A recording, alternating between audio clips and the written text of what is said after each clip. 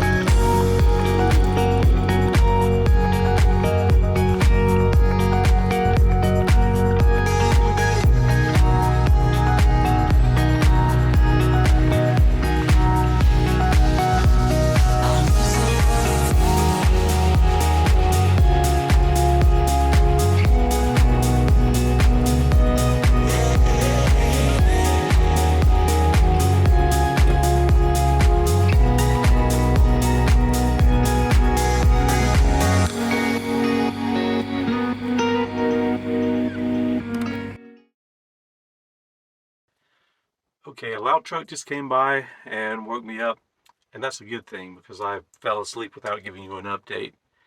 The trailer pulled great. The whole 11 hours or so, nothing fell apart. It did bounce a little bit, so I'm going to have to fix the suspension problem. Well, the problem being that it has none. Other than that, though, I'm really happy with the camper. It's very comfortable in here.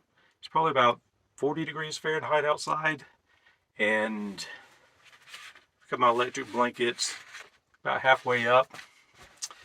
Let's see, I checked and it is pulling 17 amps at the battery, or around 200 watts in case you want to do some battery math.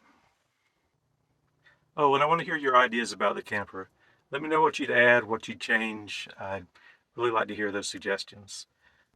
Okay, I'm going back to sleep. We're only about an hour away from Blackthorn Resort.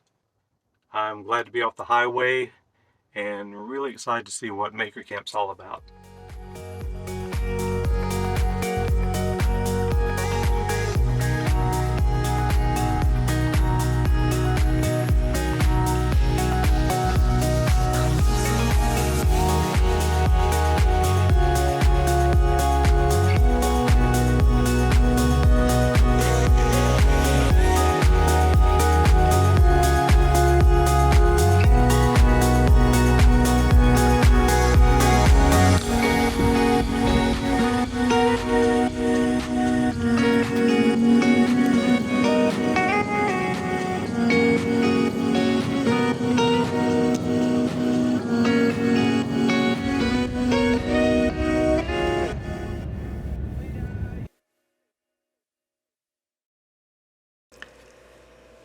So what is Maker Camp?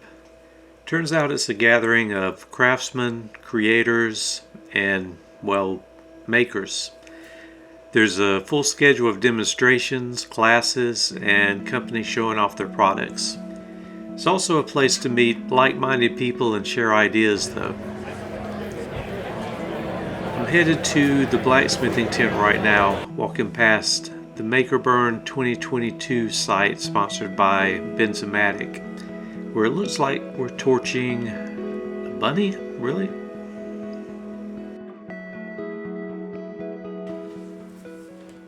The quality of craftsmanship going on here was just incredible.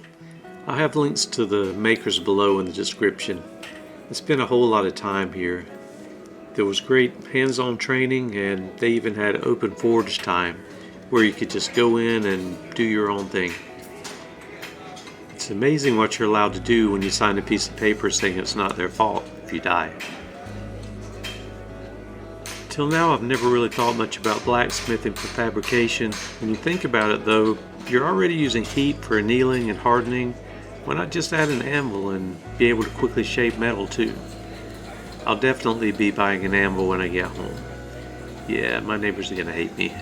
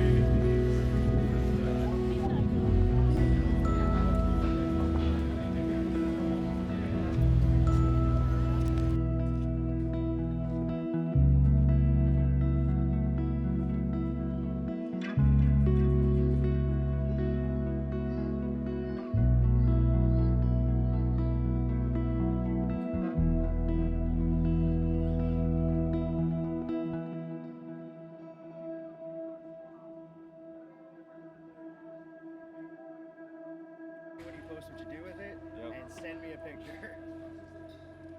So, but that won't be associated with coal iron as far as I gather. So let's see if I can get something else to that one.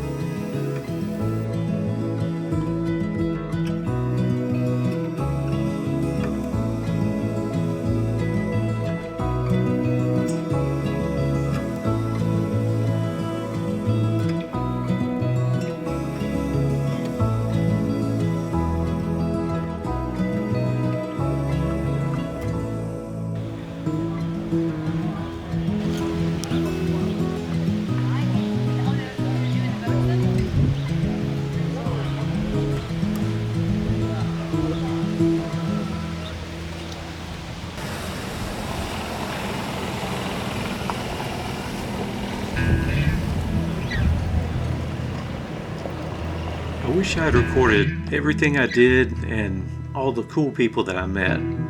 Just knowing that everyone here was connected by their love for creating and working with their hands was a surreal experience in itself. I've got to tell you though, the absolute high point of my trip was meeting my two favorite makers, Simone Giertz and Kampf. If for some weird reason you aren't subscribed to them, then you should pause right now and go do that.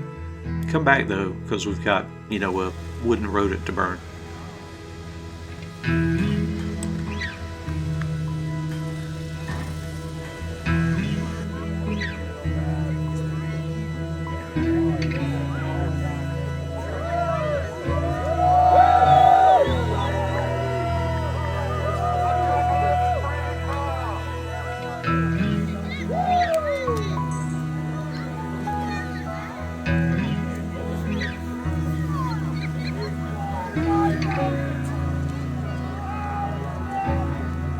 Sitting here by the warm glow of the jackalope, it's a good time to tell you just how much I appreciate everyone who watched the micro camper build video and subscribed. My little channel just grew 3 times its size in just the past week. Thank you so much.